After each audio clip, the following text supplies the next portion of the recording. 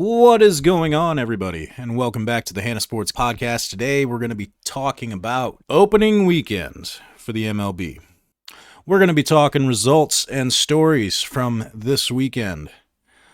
The Cubs. We started off good. Then in Game 2, bullpen decided to come out and play a game of whack fuck, and we let that one go. And then yesterday, Jameson Taillon got his Cubs start. It was a rough day, with the exception of a handful of people. Nico Horner, he did good. Dansby Swanson, he was on fire this weekend. But the Cubs' batting average in general after this weekend was 22nd in the league, a .213 batting average. Holy fuck. I thought we were going for contact and getting on base. I know it's only opening weekend, so there's no reason to panic yet.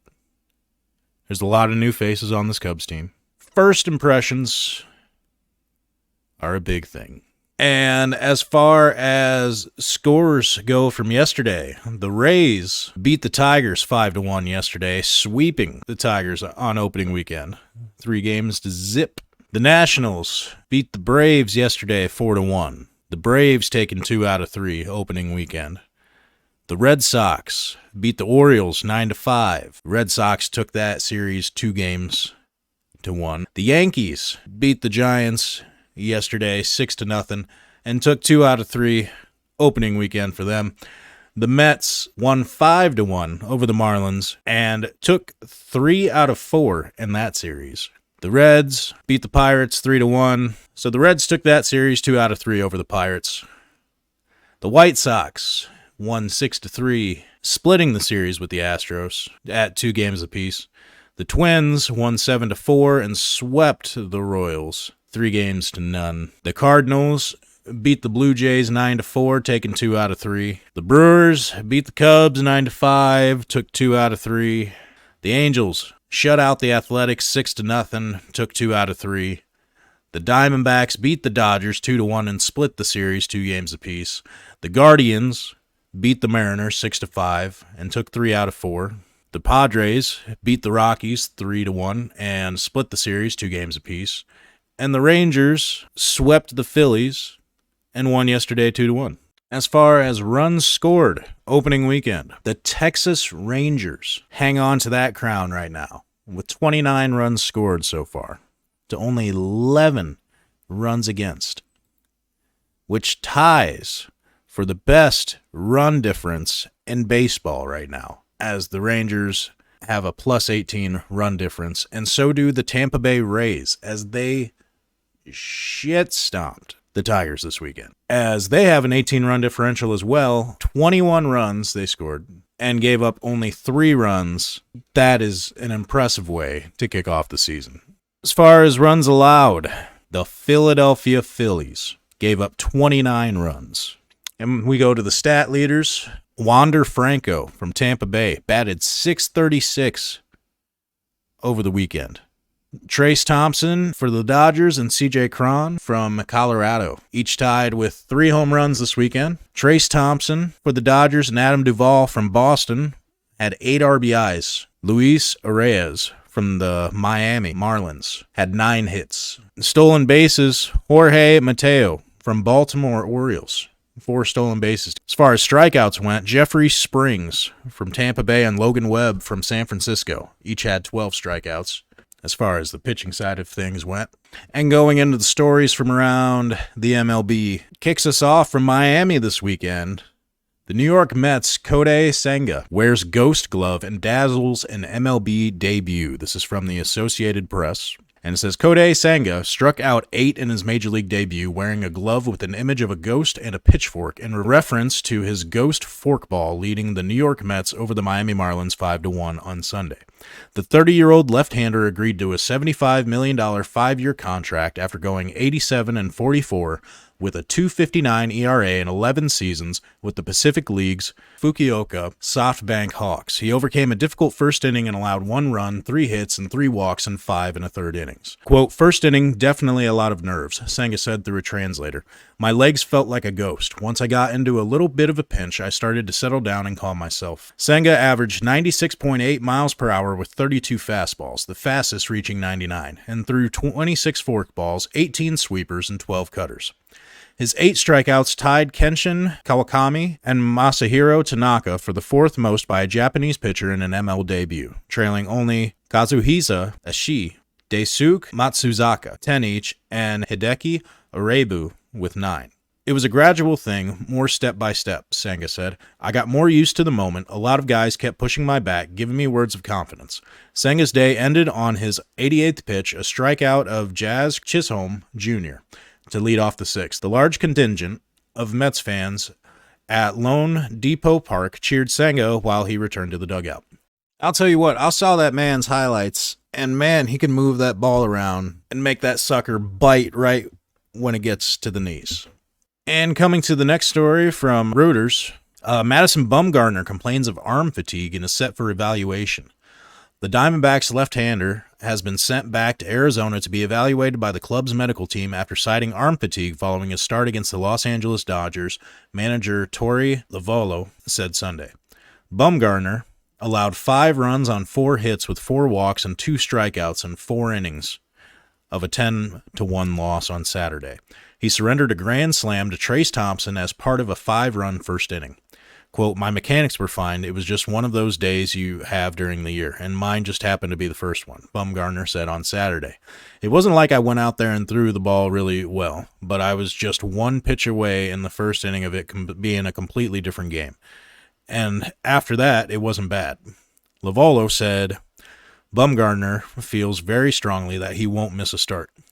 A 4-time All-Star, Bumgarner is 134 and 122 with a 3.44 ERA and 358 career games with the San Francisco Giants and the Arizona Diamondbacks. I mean, at this point, if you're a Diamondbacks fan, do you really care? Because he's been with Arizona since 2020, and he has not had a solid year yet. Since he has gone to Arizona in 2020, his WAR is a .3. That's it. 2020 and 9 starts went 1-4 with a 6.48 ERA. 21, 7-10, 4.67 ERA. 2022, 7-15 with a 4.88 ERA. And to kick off this year, 0-1 with an 11.25 ERA.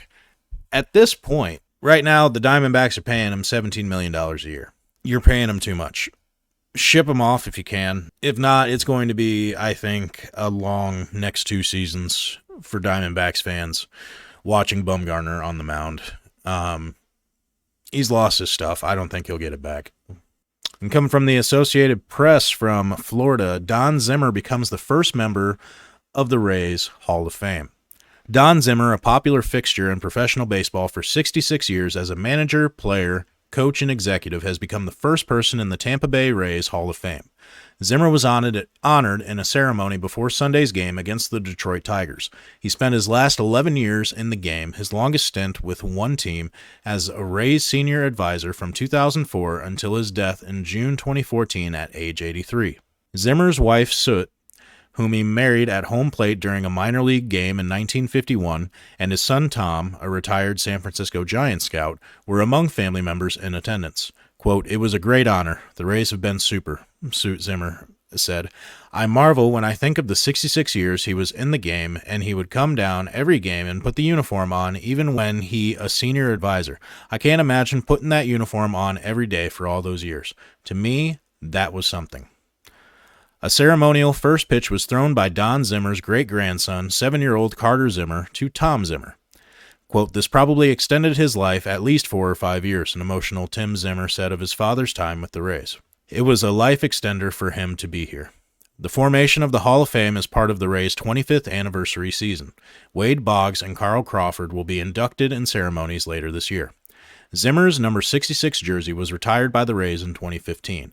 Zimmer started out as a minor league infielder in 1949, easily recognizable for the big jaw that always seemed to be in his cheek. He went to enjoy one of the longest-lasting careers in baseball history. Quote, Don Zimmer, you knew the face, you knew the presence, the knowledge, the intelligence, Rays manager Kevin Cash said. Been around the game for so many years, and I think the Rays were incredibly fortunate to have him. Zimmer played alongside Jackie Robinson for the only Brooklyn Dodgers team to win the World Series in 1955, and was on the field with the original New York Mets, nearly managed the Boston Red Sox to a championship in the 1970s, and was Joe Torre's right-hand man as the bench coach with the New York Yankees' most recent dynasty. Quote, Don was a true legend in the game, Tampa Bay principal owner Stu Sternberg said.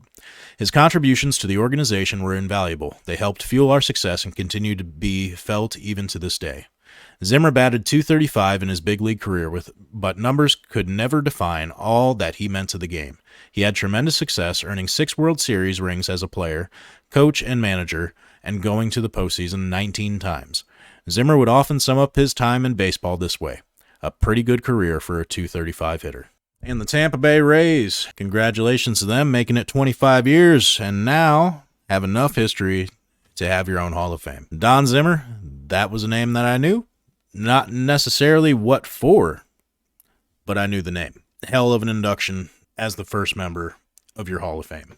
And then going to the Angels, Anthony Rendon can't comment on altercation amid MLB inquiry.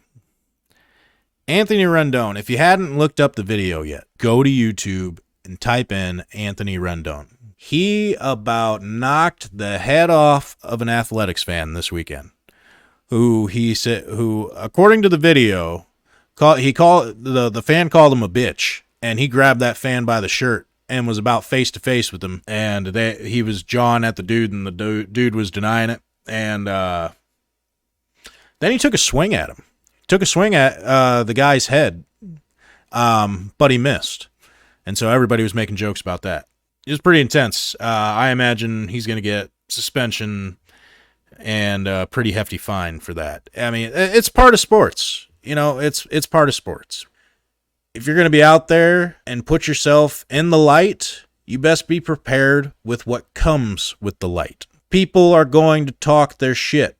Fans do it to other fans. Fans do it to players. And I keep seeing this thing on Twitter, people saying, well, you shouldn't run your mouth. Fuck around and find out. No, you signed up for this. You signed the contract to be in Major League Baseball. You are putting yourself in front of thousands of people on a daily basis for a good chunk of the year. If you can't handle the chirping, then you shouldn't be in the game.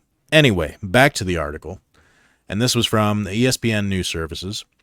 Anthony Rendon wasn't very talkative on Saturday, 2 days after video surfaced of the Los Angeles Angels All-Star swiping at an Oakland fan following an opening day loss to the Athletics.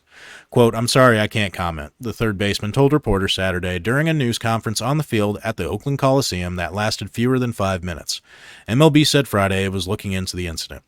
Rendon went hitless and struck out twice in 3 at-bats Thursday. He left the Angels' dugout and was on his way to the tunnels leading to the clubhouse when he stopped and confronted a fan sitting near the railing. In a 12-second video posted on social media, Rendon grabs the fan by the shirt through the guardrails and accuses the fan of calling him a bitch. Rendon continues to challenge the fan as he denies the claim. Rendon then calls the fan a motherfucker and then takes a swipe, which does not connect as he lets go of the shirt and proceeds to leave the area. Quote, this happens a lot, unfortunately, Angels manager Phil Nevin said. A lot of times, we just don't see it. You're going to hear things all the time. You hear a lot. Right now, I just don't want to comment on the incident involving Anthony or anything that goes along with it. Asked why he couldn't comment, Nevin pointed to MLB's ongoing investigation. Nevin said he did not think the situation would be a lingering distraction to his players.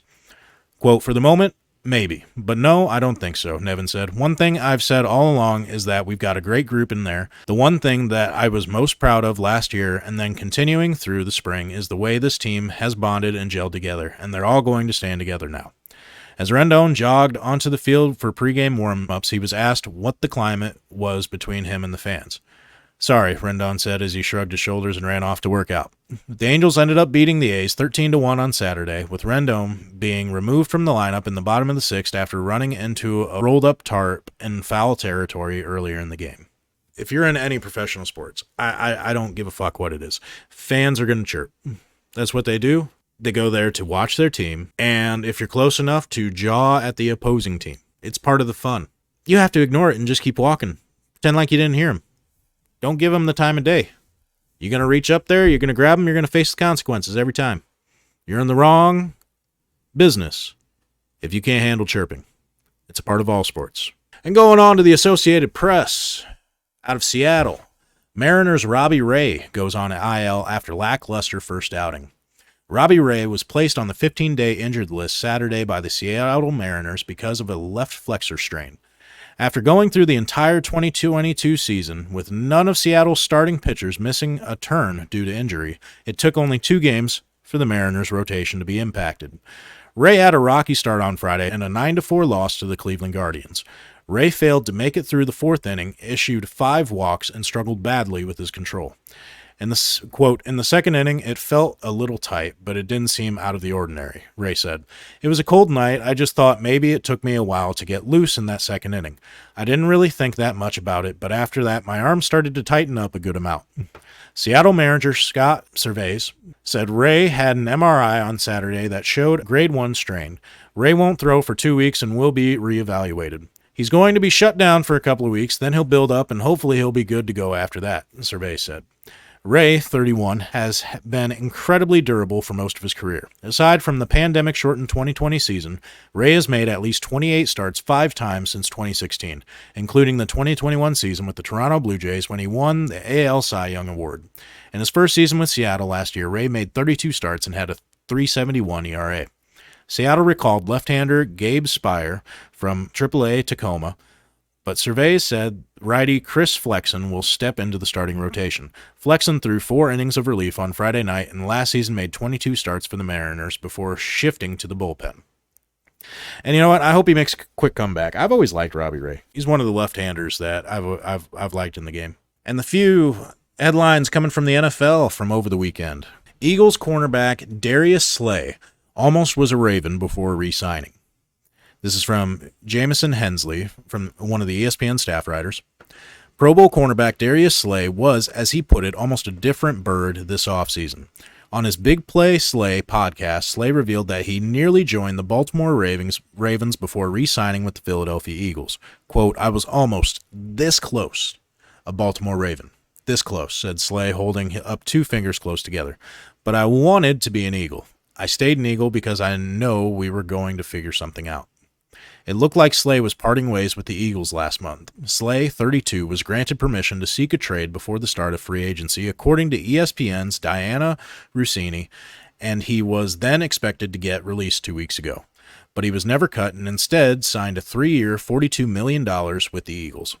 The Ravens are looking for a starting cornerback because Marcus Peters is a free agent.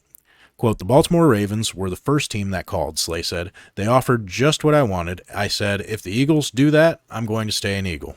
It was nice. I was almost a Raven. Slay, who had been entering a final year of the contract, was a key part of the Eagles' defense that led the league in pass defense with only 179.8 yards per game, helping Philadelphia to a 14-3 regular season mark en route to an appearance in Super Bowl 57. A 5-time Pro Bowl selection, Slay has 26 interceptions, 133 passes defended, and 533 tackles in his career.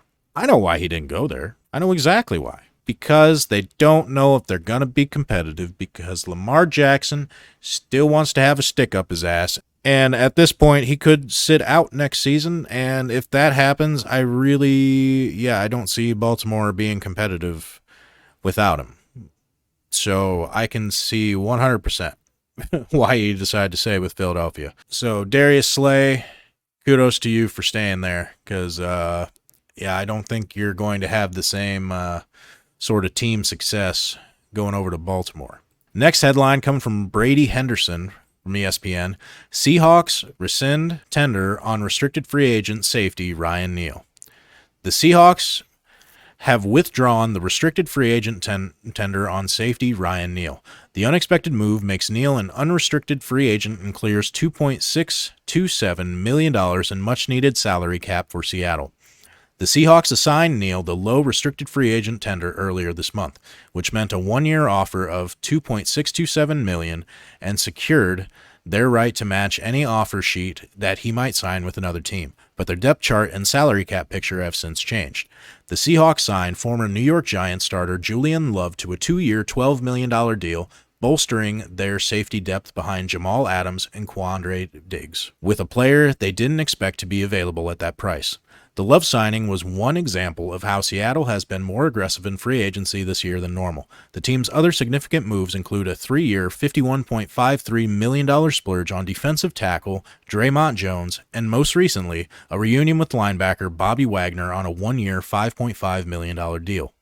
General Manager John Schneider has said they want to continue adding to their defensive line, but the money they've spent has left them tight against the salary cap.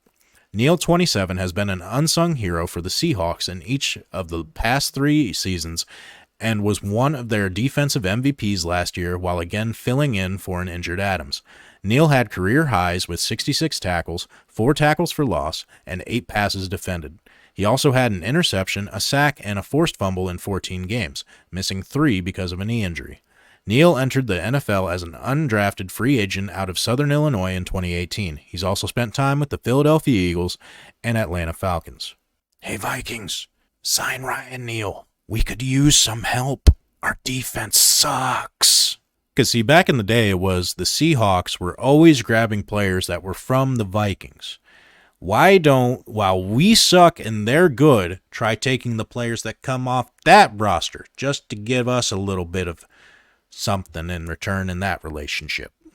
And the last article I'm going to cover from the Associated Press, John Brockington, all-pro fullback with the Packers, dies at 74 years old. John Brockington, a former all-pro fullback who ranks 4th on the Green Bay Packers career rushing list, has passed away at 74. The Packers announced Brockington died Friday in San Diego. Brockington played for the Packers from 1971 to 1977 and rushed for 5,024 yards during that stretch. The only players to gain more yards rushing with the Packers are Amon Green, 8,322 yards from 2000 to 2009, Jim Taylor, 8,207 yards from 1958 to 1966, and Aaron Jones, 5,284 yards from 2017 to present day. He was the first running back in NFL history to rush for over 1,000 yards in each of his first 3 seasons. Brockington also spent part of the 1977 season with the Kansas City Chiefs and finished his career with 5,185 yards rushing. He had 30 touchdown runs and 4 touchdown catches. The Packers selected Brockington, a native of the Brooklyn borough of New York City, out of Ohio State with the 9th overall pick in the 1971 draft. Brockington rushed for 1,105 yards his first season in Green Bay, which at the time was an NFL rookie record. He earned All-Pro honors and was named NFL Offensive Rookie of the Year. He followed that up by rushing for 1,027 yards in 1972 while helping the Packers win an NFC Central title. Brockington rushed for 1,144 yards in 1973. Brockington earned 3 straight Pro Bowl selections from 1971 to 1973. He was inducted into the Packers Hall of Fame in 1984. Quote, "The Packers family was saddened to hear about the passing of John," Packers president and CEO Mark Murphy said in a statement. One of the great runners of his era, John was an exciting player to watch with his powerful running style. Fans enthusiastically welcomed John back to Lambeau Field over the years, fondly remembering the 1972 division championship as well as the bright spots he provided in the less successful seasons. Quote, "I enjoyed getting to know John during his return visits to Green Bay and greatly respected his work in support of organ donation through the John Brockington Foundation. He leaves a wonderful legacy.